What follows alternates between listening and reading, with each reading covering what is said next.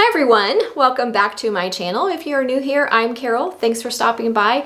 I hope you will consider subscribing.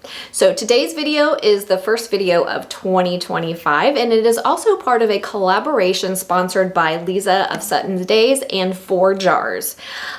Lisa reached out to me, asked me to participate. I was happy to do so. There are a whole lot of great YouTubers joining in on this collaboration, so I encourage you to check out their videos as well. I will be leaving a list of those YouTubers in the description box below my video, so make sure you check that out. Check out their videos, subscribe to their channels if you like their content. Also, Lisa will be doing a giveaway at the end of January. There is a video for each day of January as part of the Canuary collaboration, and at the end of January there will be a giveaway in conjunction with ForJars, so make sure you follow along with that as well. I will also leave a link in the description box below to Lisa's intro video that gives all the details on this collaboration. So before we get started with the video, for those of you who use Facebook, I would encourage you to follow my page over there. Oftentimes, if I just want to post something fun or something quick instead of doing a long video, I do post things over there frequently, so you might want to check that out over there and see what the latest and greatest going on in my kitchen. So today we're going to be canning up some delicious grapefruit and orange segments. Citrus fruits are in season right now, and this is a fantastic way to preserve them. It's beautiful in the jar, they're delicious, and you can enjoy a healthy dose of vitamin C year-round when you preserve them. This is going to be water bath or steam canning recipe. You can can these in pints or quarts. For those of you who want to can individual servings, I know a number of you are empty nesters or on your own and you like to can things in small amounts. You could also can them in the 8-ounce jelly jars. The processing time for any of those jars would be the same. It's going to be 10 minutes. There are instructions on the Ball Fresh Preserving website. There are also instructions from the National Center of Home Food Preservation. I will leave links to all of that in the description box below. This is a really easy method of preserving. We're going to be raw packing them and then adding our simple syrup on top. So it's a quick and easy thing to do. I would say the most tedious part is sectioning your grapefruits and your oranges. Don't be intimidated by that. They don't have to be in perfect segments. They will still taste delicious even if your segments are not exactly perfect. I do want to say and just caution you that you will need more fruit than you think you will need. The amounts on the Ball website and for the National Center of Home Food Preservations did not yield what I got. I used 9 pounds of fruit expecting to get about 6 to 8 pint jars. I only got 4. The National Center of Home Food Preservation does recommend using ripe but firm fruits, which mine were, but they were also really juicy. So a lot of the weight of my fruit was the juice or the water in the fruit.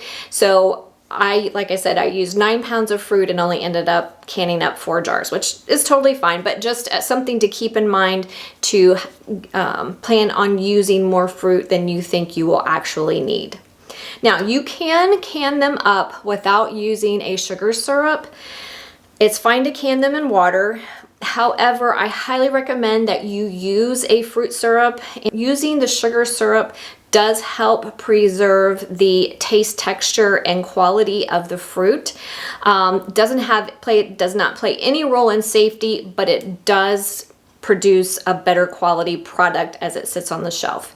So just keep that in mind. If you choose to can in water, it's safe to do that, but just know that your fruit may change in color and texture over time as it sits on your shelf. So I highly recommend using a simple syrup to can your fruit in. I'm going to be demonstrating how to make a light syrup for canning up fruits. But I will also link in the description box below a chart that gives you options for with the ratios of sugar to water for extra light, light, medium, heavy, extra heavy. There's a whole list of different ways to make your syrup. So you can kind of choose how much sugar you want to add. I also did find, for those of you who are going to ask, because I know I'm going to get someone who's going to ask me, I did find on one of the extension websites a method for using honey in place of the granulated sugar. So I will link that below, as well as alternatives for sugar-free options, sugar substitutes. So you'll find all of that in the description box below. We are going to start by making our simple syrup. I'm making a light syrup, so we need 1.5 cups of granulated sugar. You can also use brown sugar if you prefer. And then 5 3/4 cup of water. All right, we're going to turn our heat up to high and give this a stir. We're going to bring this up to a boil, and then we're going to turn it down and just keep it hot. Want to make sure once you get your sugar dissolved to put a lid on it. We don't want any evaporation of our liquid to happen. So while I'm doing that, I'm going to get my canner and my jars ready, and I'm going to cut up my fruit. Okay, so now we're going to work on cutting up our fruit. So you're going to take your grapefruit or your orange. We're gonna cut off the bottom, about 1/2 inch or so up. We want to get rid of as much of the pith or the white part as possible. So that'll give us a nice base. And then we're going to do the same thing on the other side. And then you're going to take your knife and you're going to cut along the sides, removing as much pith as possible, pith or white part as possible, and trying to leave as much fruit as possible, if that makes sense. So we just want to take you need a nice sharp knife for this. And you can use a paring knife. I like my chef's knife. You just want to make sure it's nice and sharp. And you want to remove as much of the white part as possible, all the way around. Okay, once you remove most of the peel with as much of the white as possible, now we're going to section our fruit. So you're going to cut to the side of the membrane. So you're going to cut there.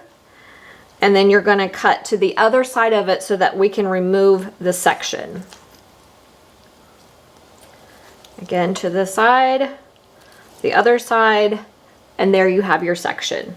If you come across any seeds, you want to make sure that you remove those as well. We don't want those in our final product. Oops, right there is a seed. We don't want him.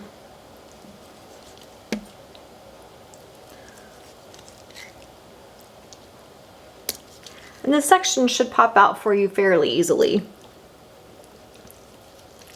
Make sure you're cutting all the way down to the middle. That will help to remove it. We're going to do the same thing with the orange.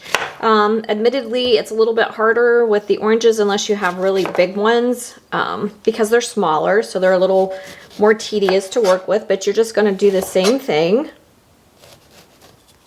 All right, once you get rid of the peeling and the pith, we're going to do the same thing.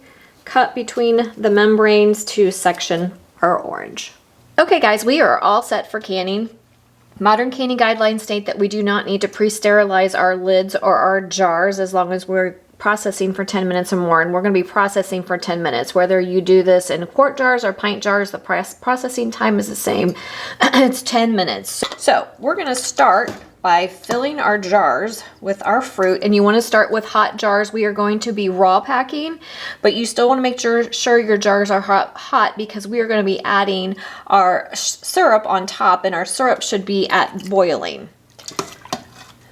So we're going to ladle.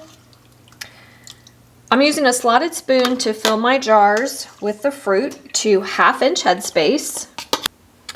All right, once you get to a 1/2 inch headspace with your fruit, we are going to add our hot syrup, maintaining our 1/2 inch headspace. So you won't need too much syrup.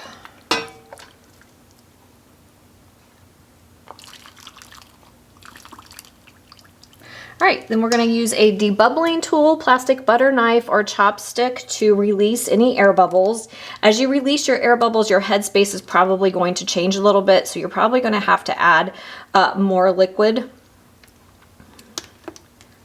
Actually, mine's pretty good there. But the one thing I do want to note is you do want to make sure that your fruit is covered by liquid. All right, I'm going to take a paper towel dipped in white vinegar to clean our rims. That sugar syrup could prevent your jars from sealing, so make sure that you remove any residue from the rims of your jars. Then we're going to add our lids. And I am using the Superb lids for this batch. I do like them. In case any of you are wondering about them, I do enjoy them.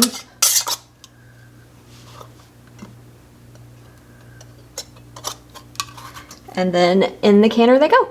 Okay guys, I have my jars in my canner. I am steam canning. If you are water bath canning, you want to make sure that you have enough water to cover your jars by about 1 inch or 2 of water once you submerge them.